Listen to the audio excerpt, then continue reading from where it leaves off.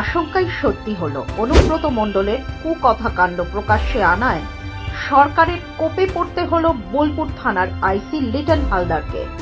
ঘটনার প্রায় 6 মাস পর বুধবার তার বদলির নির্দেশ এসেছে, আর তাকে বদলি করা হয়েছে সুদূর জলপাইগুড়ি জেলা গোয়েন্দা বিভাগে, যার গুরুত্ব থানার আইসির থেকে অনেকটাই কম।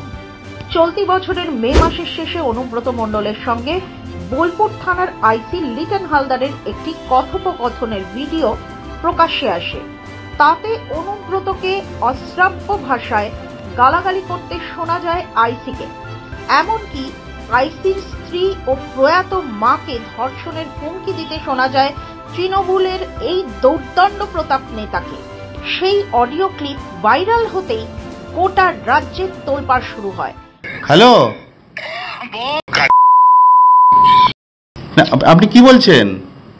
আমি অনুব্রত মণ্ডল বলছি। তোর বউ দারুণ দেখতে, আমাকে যে নিয়ে এসছে এটা। বল বল বল বল, তুই ফোনে রেকর্ড করছিস, আমি সব জানি।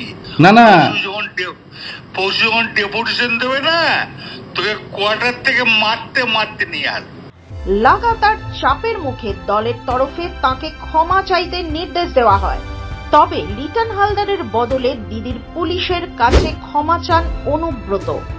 একই সঙ্গে কে কি উদ্দেশ্যে এই অডিও ফাঁস করলো তা নিয়ে প্রশ্ন তোলেন তিনি।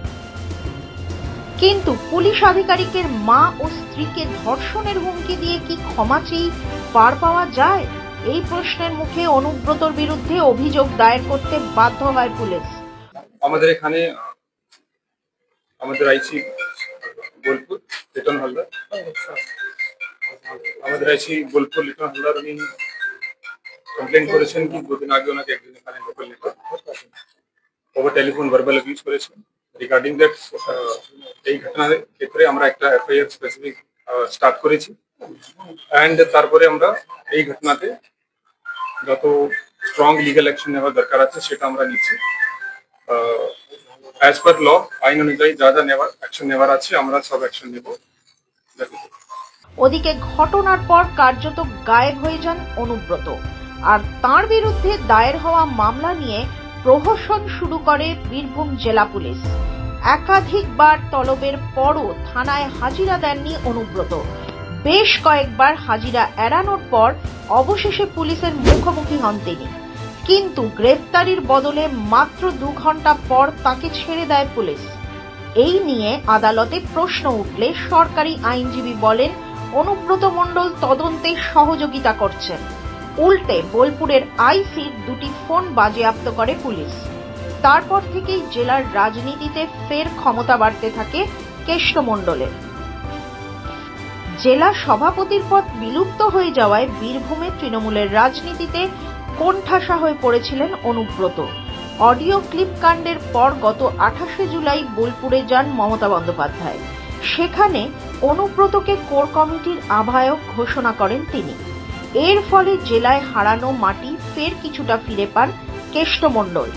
তখনই অনেকে আশঙ্কা প্রকাশ করেন অডিও ক্লিপ প্রকাশ করায় তৃণমূল সরকারের কোপে পড়তে চলেছেন আইসি লিটন হালদার। অবশেষে সেই আশঙ্কাই সত্যি হলো। তাকে জলপাইগুড়ি ডিআইবিতে পাঠিয়ে দিল Nabanna.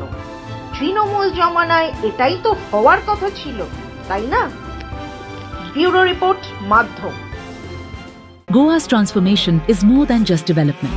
It's about progress and a brighter future for all. Bridges that unite aspirations, highways that bring communities closer, world-class airports welcoming opportunities. From modern infrastructure to seamless connectivity, Goa is on the fast track to grow. Under the decisive leadership of Prime Minister Narendra Modi and Chief Minister Dr. Pramod Sawant, the double-engine Sarkar is driving Goa towards Vikasit Bharat 2047, a future of prosperity, innovation and limitless possibilities.